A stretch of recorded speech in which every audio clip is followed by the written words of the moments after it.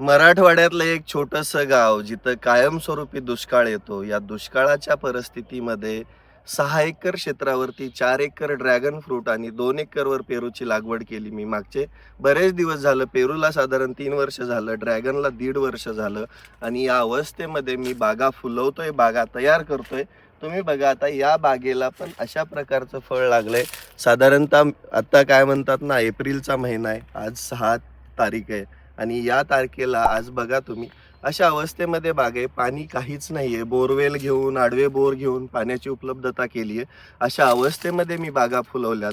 तुम्ही पण बघायला या. 4 मे 2025ला आपलं सेमिनार आहे. सेमिनारला आल्यानंतर मी तुम्हाला लागवडीपासून शेवटपर्यंत मार्गदर्शन करणार आहे. ते तुम्ही लिहून नेलं की भविष्यामध्ये तुम्हाला कोणत्या मार्गदर्शकाची पण गरज लागणार नाही, ही माझी गॅरंटी आहे. कारण आत्तापर्यंत मागचे जे 4 सेमिनार झाले त्याच्यामधल्या प्रत्येक शेतकऱ्याचा फीडबॅक तोच आहे. आणि तुम्ही पण अनुभव घ्यायला या. 1 महिनाभर आधी आला, पाऊस पडला की तुम्ही तयारी करताल, लागवड करताल आणि स्वावलंबी बनताल, फळबागांमध्ये समृद्ध होताल.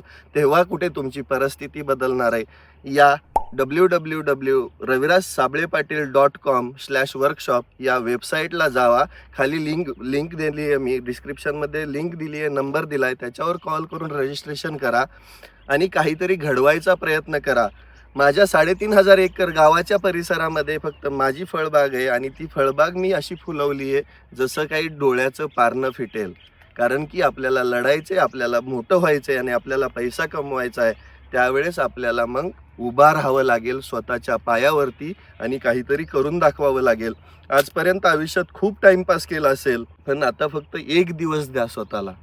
काही नाही झालं तर आयुष्य नक्कीच बदलेल. तुमचा विचार करण्याची क्षमता बदलेल आणि तुमच्या आयुष्यामध्ये एकच गोष्ट येईल, ती म्हणजे पॉझिटिव्ह राहण्याची एनर्जी. आणि हा माझा शब्द आहे तुम्हाला.